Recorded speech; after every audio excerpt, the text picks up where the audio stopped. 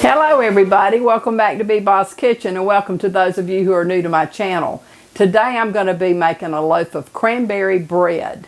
I have this cookbook it's really pretty old, and I was looking through it the other day and I saw this recipe for some cranberry bread. It sounded really good, and so I want to give it a try.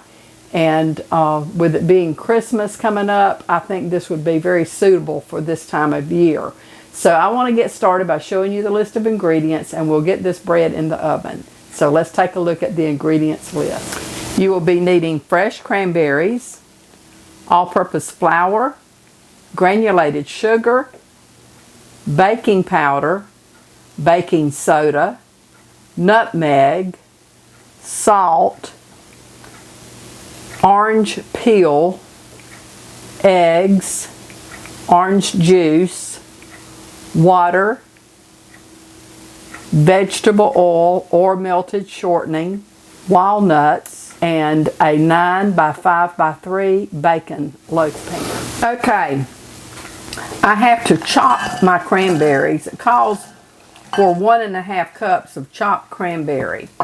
And so I'm just going to use this little chopper that I have and give these a chopping. Okay.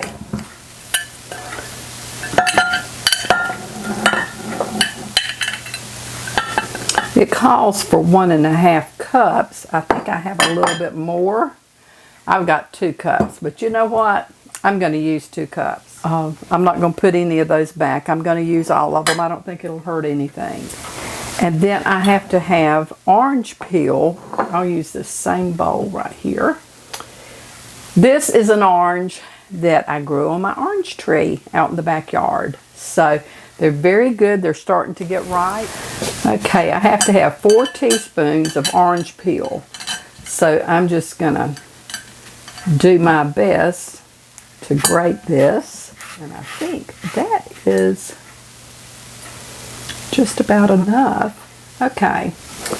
Okay, my recipe tells me to take my cranberries, my orange peel, and 3 tablespoons of sugar, and sprinkle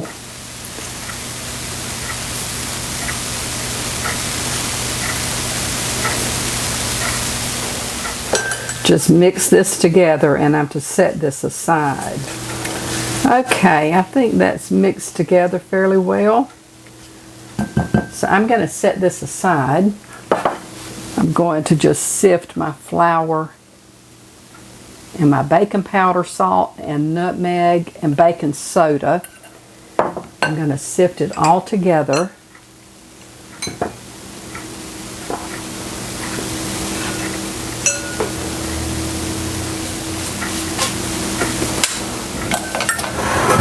Okay, now I need to add my eggs and orange juice and water all together in this measuring cup that I had my cranberries in, and just mix them really well. And now to that I'm going to add my orange juice and water. Okay, and now what I do, I will add my cranberry mixture to this, my dry ingredients, and then I will add, I'm going to give that a little bit of a mix before I add the eggs and orange juice and water, just to kind of coat all of that. And now I'm going to add my eggs, orange juice and water, and my vegetable oil. And I want to mix this just until it's blended. You want to stir it just enough that you moisten all the dry ingredients. And so I think all of that is done. And now I'm going to add to this my chopped walnuts. And I'm going to fold those in. I bet this is going to be so good. But wait, I have not added my sugar yet. Now to this, I'm going to add my sugar. And I'm just going to give all of that a mix. Okay, I think everything is combined, so all the dry ingredients are wet. Okay, now I'm going to spray my loaf pan with baker's joy.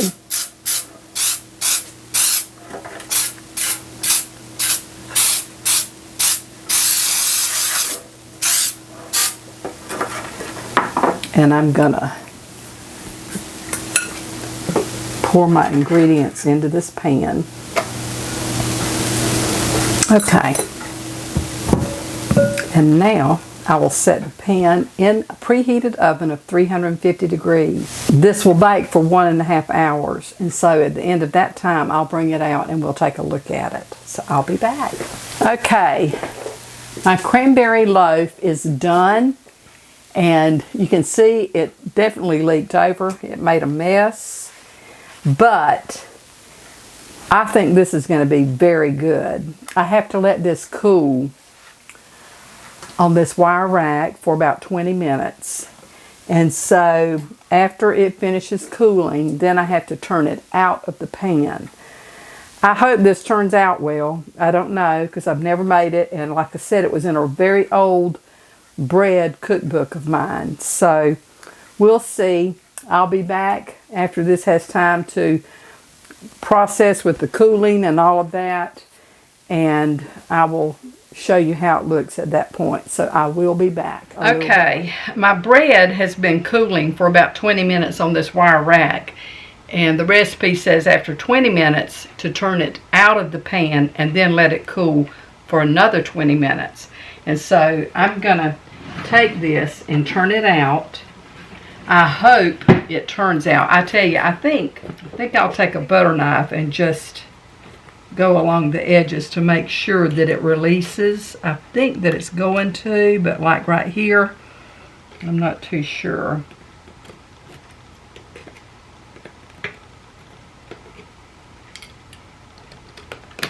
I think I should not have filled my pan quite as full. When I do this again, I may divide my dough into 2 loaves, maybe a loaf pan a little bit smaller. But okay, I'm going to take my chances.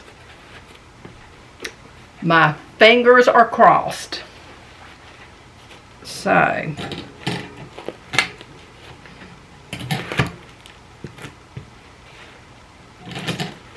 I don't think it's going to come out.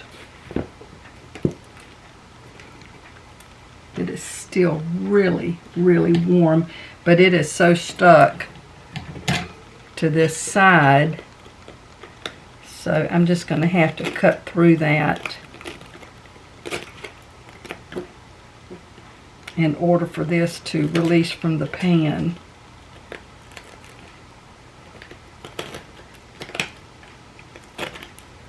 Okay, now let me see if I can turn it out. It is just not wanting to release.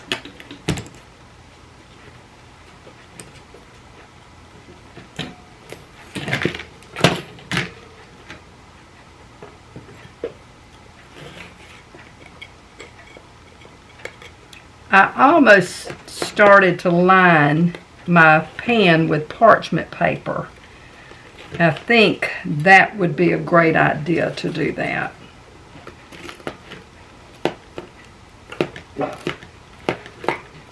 Now this recipe says to turn it out, let it cool for 20 more minutes, and then you are to wrap it. I believe it said, let me see. You wrap it in aluminum foil or either plastic wrap, and you are not to cut it for 24 hours. Well, I don't think that's going to happen in my kitchen. There we go. I am pretty sure that I will cut this in less than 24 hours. It tore up just a little bit. I'll let you see where it tore up, and you can see on the bottom of it that it tore up a little bit. Not bad, but I definitely, the next time I make this, and I think I will be making it again, because let me taste of this. Oh, it's really tasty. The next time I make this, I will make it in, I'll put parchment paper in my pan, I will not fill my pan as full as this was. I don't know. I think probably to do it maybe in 2 smaller pans would work better, because you have quite a bit of dough. And I went ahead and did like the directions said and poured it all into that pan, which is stupid on my part, but hey, anyway, you know my motto, live and learn, die and forget it all. So the next time I won't do that, because it leaked over my oven, made a mess, and I had smoke all in my house. But anyway, I've opened up all the windows and the doors, and we're clear now. So anyhow, I will do a taste test of this when it cools well enough that I can cut it. It may be tomorrow before I do this taste test. But anyhow, I will be back. So stay tuned. Okay, this has been about 30 minutes since I put my loaf of bread on the cooling rack. I'm not going to wait 24 hours to do a taste test on this. I'm going to go ahead and invert this over onto a platter, and I'm going to cut it, and we're going to see just how good this is.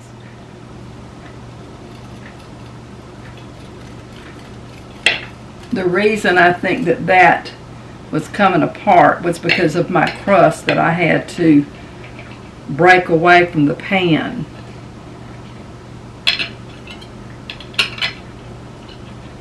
This is very, very moist. I really think this is going to be good. Now, I might have made a mistake by adding the 2 cups of cranberries rather than a cup and a half, but I like cranberries. I had them chopped up, and so I used them. But anyway, I'm going to do a taste test for you now. Cranberry bread.